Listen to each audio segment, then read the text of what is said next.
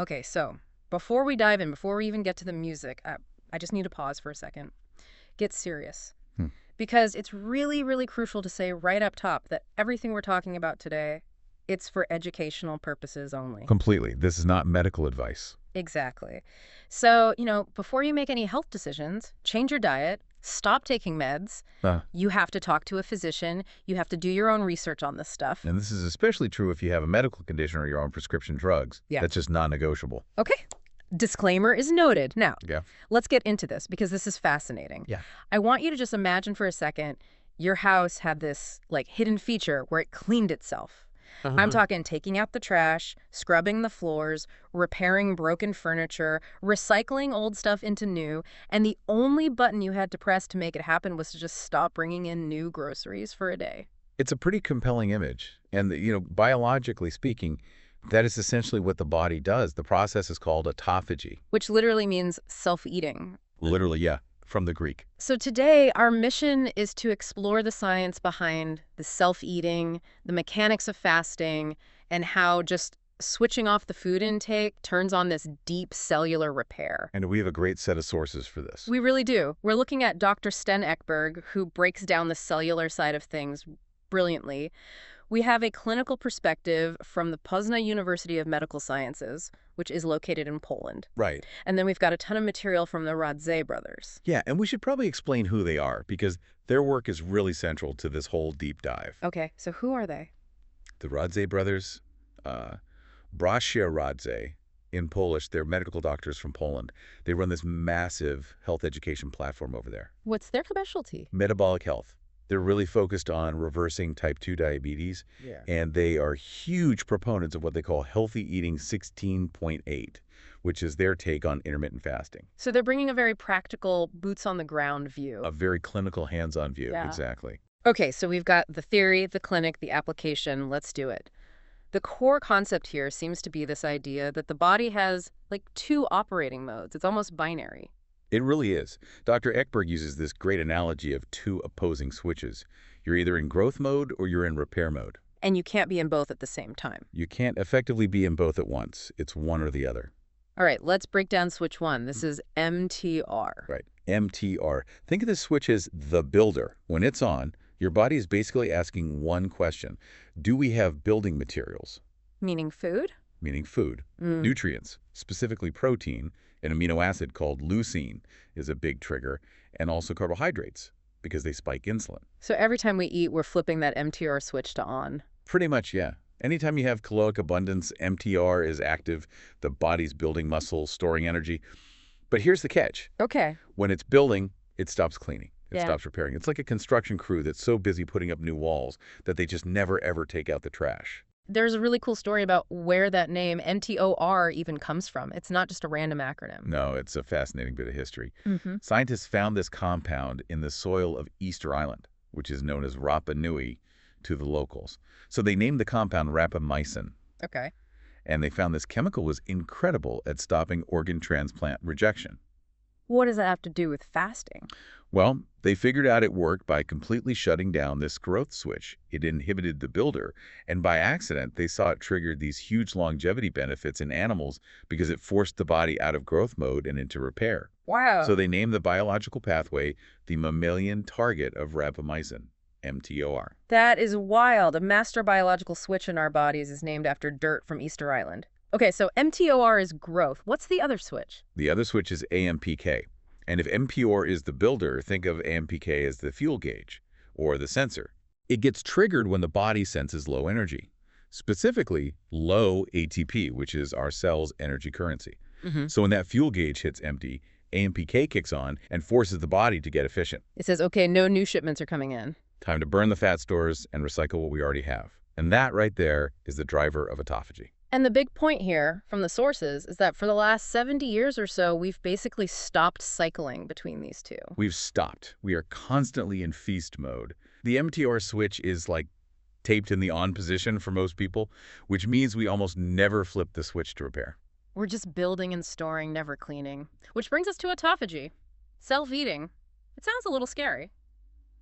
Is my body eating my biceps if I skip lunch? That's the common fear. But no, it's not eating healthy tissue. A better way to think of it is spring cleaning. Okay. When the fresh groceries stop coming in, the body goes on a hunt.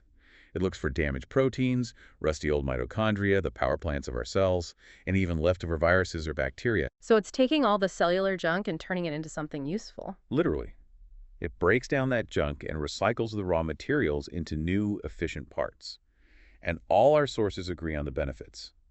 Better metabolic health, boosted immune system. And the Poznan University source added another layer to that. A really critical one. They note that autophagy plays a huge role in protecting against neurodegenerative diseases, things like Alzheimer's and Parkinson's. Because it's literally cleaning the plaque out of the brain. Exactly. It's clearing out those misfolded proteins before they can build up and cause problems. It's about extending health span, the quality of your life, not just your lifespan. Okay, so this spring cleaning is something we want, but it doesn't just happen the second I put my fork down. There's a timeline to it. There is, yeah. And I think walking through it hour by hour is really helpful. So let's say I just finished dinner. The clock starts. What's happening in the first 12 hours? In those first 0 to 12 hours, not much of the magic is happening. Your body is just running on glucose and glycogen, which is sugar stored in your liver. Just burning through the day's fuel. Yep, just burning through the cash in your wallet. And this is where you might get hangry. Right. Irritable, maybe a headache. Yes, and here's that great tip from the Rodza brothers. They really emphasize that those headaches you get early on, it's often not just hunger, it's a sodium deficiency. Oh. When your insulin levels drop, your kidneys start flushing out water and salt along with it. So their advice isn't go eat something, it's have some salt. A pinch of salt, yeah. They specifically mention Koadawa salt, which is a mineral-rich rock salt from Poland or Himalayan salt. Just mixed in water, it can fix that headache almost immediately. Koadawa salt. Noted. Okay, so we push past 12 hours. We're now in the 12 to 16-hour zone. Now things start to change. The glycogen in your liver is running out. Your insulin levels have dropped way down, and the body starts to switch fuel sources. It starts looking for your fat stores. This is what the Radza brothers call cosmic energy. Chuckles. Cosmic energy, yeah. I love that. It sounds so much better than love handles. I'm not carrying extra weight. I'm just storing cosmic energy. Exactly. And this 16-hour mark is the classic 16.8 intermittent fasting window. You're just starting to dip your toes into fat burning. But the deep cleaning, the real autophagy, hasn't fully kicked in yet. When does that begin? According to the clinical data from Poznan University of Medical Sciences, that turning point is really around the 18 to 24-hour mark. Okay. This is where active autophagy begins. And something else really interesting happens here. Human growth hormone, or HGH, starts to rise. Wait, growth hormone? I thought we were in repair mode, not growth mode. That seems counterintuitive. It does, but one of the most brilliant parts of the design. HGH rises specifically to protect your muscles. Ah, so it's a preservation signal. It is. There's this huge myth that if you don't eat for a day, your muscles will just waste away. And the Radza brothers are so strong on this point, you do not lose muscle mass during short fasts. The body is smart. It ramps up HGH to preserve that precious muscle while it burns fat for fuel. It burns the furniture for heat, but saves the structural beams of the house. That's a perfect analogy for it, yes. Okay, now let's go deeper. Past 24 hours, we're heading into the 48 to 72-hour zone. This is the real deep dive of fasting. This is peak autophagy, the deep scrub. If you have old injuries, nagging inflammation, autoimmune issues, this is where the body really gets to work recycling and repairing. What does that feel like? Because honestly, 3 days without food just sounds miserable. Surprisingly, for many people, it's the opposite. The Radza brothers describe this surge of euphoria and mental clarity that often hits around day 3. Really? Yeah, the brain fog just lifts. And that's because your brain has fully switched over to running on ketones, which is fat fuel.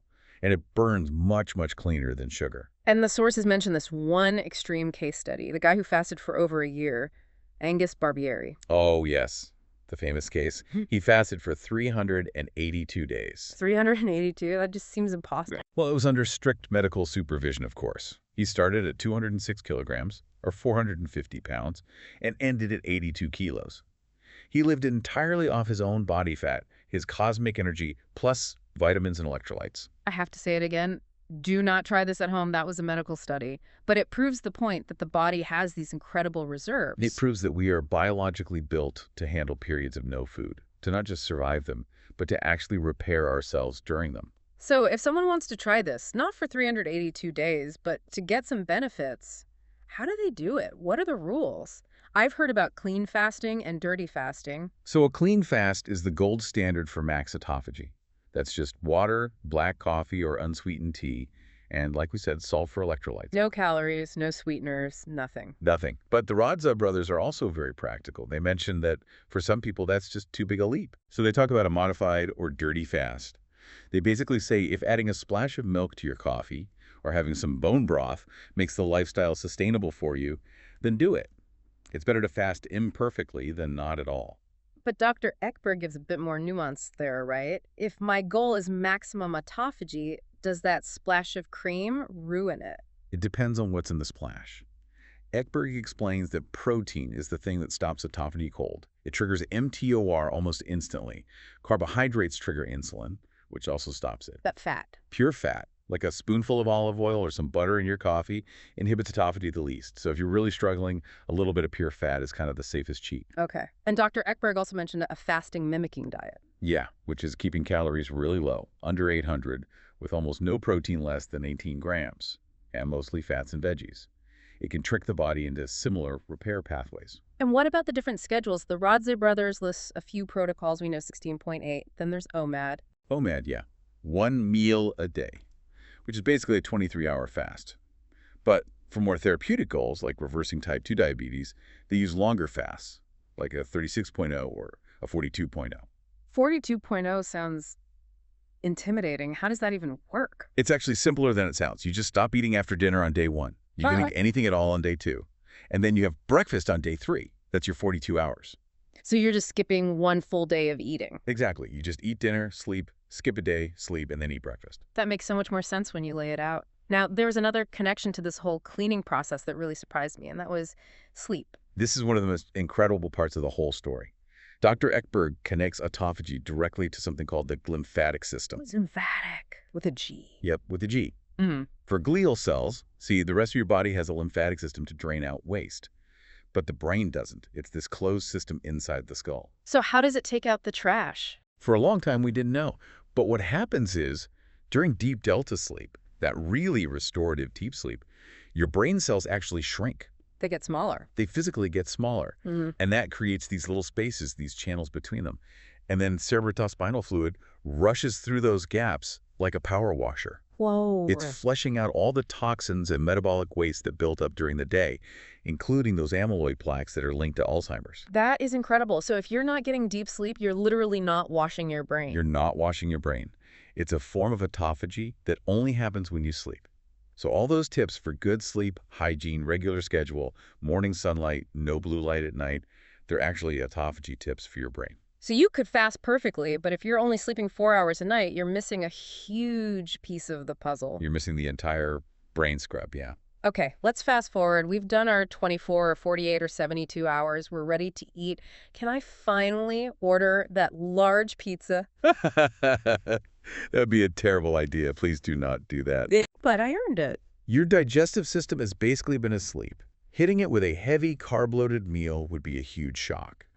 The Rodza brothers are very clear on this. Start small. What's on the menu then? Bone broth is the gold standard. It's gentle, it's full of nutrients, maybe a boiled egg, a small piece of meat.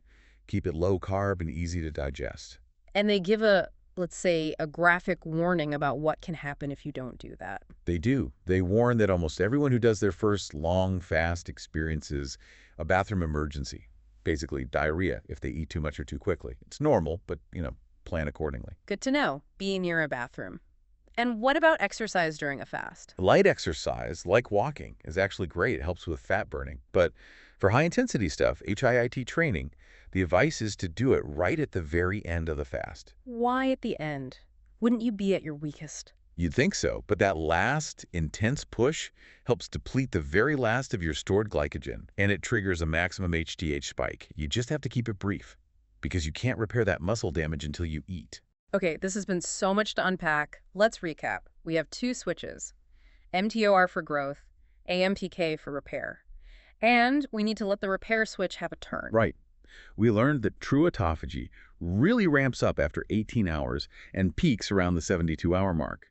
We learned that hunger pangs can often be solved with a pinch of salt, and that deep sleep is non-negotiable for cleaning your brain. And before we close out, we have to circle back to the safety. This is not for everyone. No, it is not. The sources are very clear on contraindications. If you're pregnant or breastfeeding, no long fasts. Type 1 diabetes needs strict medical supervision. And if you are underweight or have any history of eating disorders, this is absolutely not for you. And I love that golden rule from the Rodza brothers. Fasting is for humans. Humans are not for fasting. It's a great line. It means listen to your body. If you feel genuinely ill or dizzy, just stop. This is a tool, not a punishment. It's just been such an eye-opener. We live in this world that's just obsessed with adding things to our bodies to get healthy. Buy this supplement, eat this superfood. There's so much noise. There is. So here's the thought I want to leave everyone with. What if the most powerful health intervention available to us isn't adding something new, but simply subtracting everything for a little while? And if that's true for food, what else in your life might benefit from a period of total subtraction to allow for repair? That is a question worth meditating on. Thanks for diving deep with us. We'll see you on the next one.